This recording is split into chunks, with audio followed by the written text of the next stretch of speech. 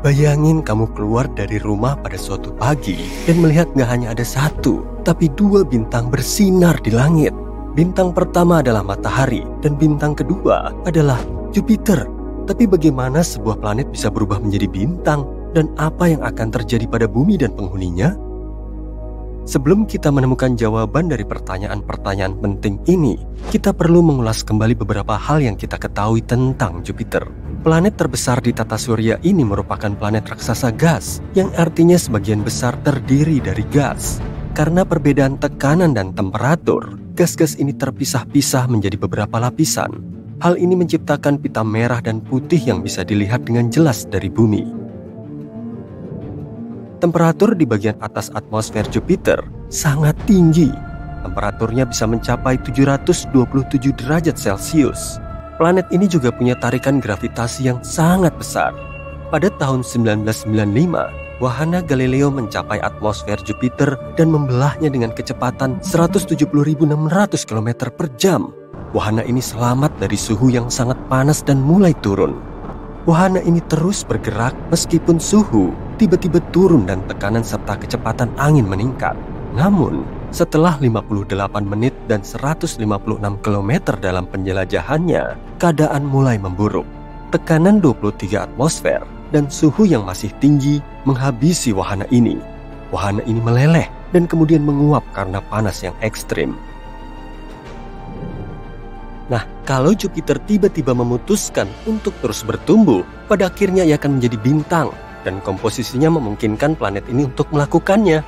Dahulu kala, di masa yang sangat lampau, Jupiter mengambil sebagian besar massa yang tersisa setelah pembentukan matahari. Dengan cara itulah Jupiter punya lebih dari 2 kali lipat materi gabungan dari seluruh benda-benda lain di tata surya. Dan materi di planet ini sama dengan materi di bintang, sebagian besar hidrogen dan helium. Jupiter nggak cukup masif untuk bisa terbakar. Tapi, bagaimana kalau terbakar? Maka ia akan berubah menjadi benda langit jenis lain, kemungkinan besar katai coklat. Dalam hal ini, ia akan punya pengaruh kecil pada orbit planet-planet di tata surya. Karena katai coklat lebih masif daripada planet, tapi tidak semasif bintang. Katai coklat biasanya bermassa 13 hingga 80 kali massa Jupiter. Katai coklat hanya bisa menjadi bintang jika tekanan di intinya cukup tinggi untuk memulai fusi nuklir. Jadi, mari bayangin hal itu terjadi. Dan Jupiter telah menjadi bintang sungguhan, misalnya bintang katai merah. Katai merah adalah bintang yang massanya sekitar 7,5% hingga 50% massa matahari. Katai merah juga lebih panas daripada katai coklat. Temperaturnya bisa mencapai 3.500 derajat Celcius. Sebagai perbandingan, matahari kita memiliki temperatur hampir 5.500 derajat Celcius. Artinya, katai merah yang baru terbentuk akan jauh lebih redup daripada matahari. Dan tetap saja, katai merah Jupiter akan menghalangi planet-planet di dalamnya untuk mengikuti orbitnya. Karena planet-planet ini nggak akan bisa menemukan keseimbangan antara gaya gravitasi kedua bintang. Planet-planet tersebut akan bergerak mendekati matahari atau mendekati katai merah yang baru terbentuk. Kalau bumi memilih opsi pertama, temperatur bintang utama kita yang sangat panas akan memusnahkan seluruh makhluk hidup di bumi dalam waktu singkat. Kalau skenario kedua yang dipilih, kita mungkin akan membeku karena Jupiter sebagai katai merah yang redup gak akan mampu menghangatkan kita dengan cukup baik. Tapi masih ada satu opsi lagi. Planet-planet dalam bisa terlempar dari tata surya. Kalau Jupiter adalah sebuah bintang, maka jumlah radiasi yang diterima permukaan bumi juga akan meningkat. Atmosfer kita harus melindungi kita dari radiasi yang datang dari matahari dan radiasi Jupiter. Bintang katai merah sangat aktif. Karena itu, Jupiter seperti halnya matahari, kemungkinan besar akan sering mengalami lontaran massa korona.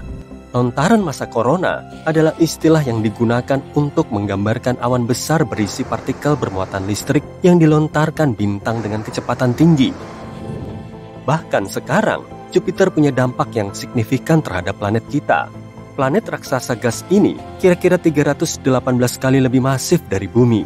Ini juga berarti Jupiter punya gaya tarik yang sangat besar pada planet kita. Gravitasinya bisa menyebabkan pergeseran orbit planet kita dan perubahan iklim setiap 400.000 tahun sekali. Ketika pengaruh Jupiter paling kuat, bumi biasanya mengalami musim dingin yang lebih dingin. musim panas yang lebih panas, dan periode basah dan kekeringan yang lebih intens. Selain itu, kalau Jupiter berubah menjadi katai merah, fitur yang paling menonjol mungkin akan menghilang untuk selamanya. Maksudku adalah bintik merah besar. Bintik merah besar adalah badai besar yang mengamuk di belahan selatan planet raksasa gas ini. Bagian atasnya menjulang lebih dari 8 km di atas puncak awan di sekitarnya. Badai ini hampir 2 kali lebih lebar dari planet kita. Pada 2017, wahana antariksa Juno milik NASA berhasil mengumpulkan banyak data tentang bintik merah.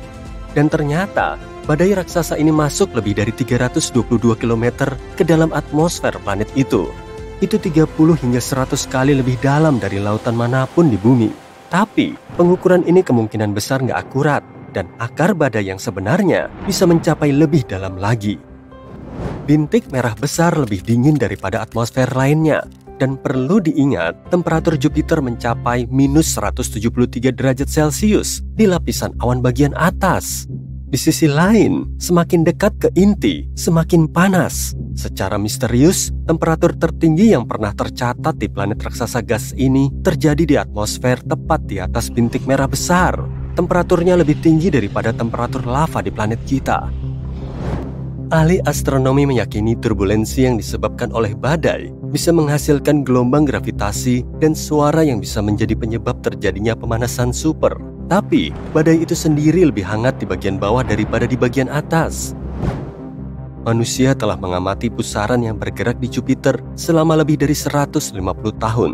Beberapa waktu lalu, ahli astronomi memperkirakan kalau pusaran itu akan melambat secara bertahap dan mengecil atau menghilang sama sekali. Tapi ternyata nggak demikian. Setelah menganalisis semua data yang diterima dengan bantuan teleskop Hubble, para peneliti bingung ketika menemukan angin di batas luar badai justru bertambah cepat. Kecepatan angin di tepi badai sangat mencengangkan, bisa mencapai 643 km per jam.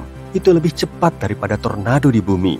Pada saat yang sama, kalau kamu berada di pusat bintik merah besar, kamu nggak akan terlalu terkesan. Angin di sana bergerak jauh lebih lambat. Dan sekarang, mari berandai-andai. Bagaimana kalau Jupiter bertabrakan dengan bintang terkecil yang kita kenal? Saat ini, kedua benda angkasa itu sedang dalam jalur tabrakan. Spoiler nih, bumi mungkin gak akan selamat dari tabrakan tersebut. Nah, perkenalkan bintang katai merah yang mungil ini. Ukurannya sebesar Saturnus, dan gravitasinya sekitar 300 kali gravitasi planet kita. Biasanya, bintang ini berada 600 tahun cahaya dari bumi dalam sistem bintang ganda. Tapi, karena suatu hal yang gak bisa dijelaskan, ia melanggar semua hukum alam semesta dan melesat menuju planet raksasa gas terbesar di tata surya.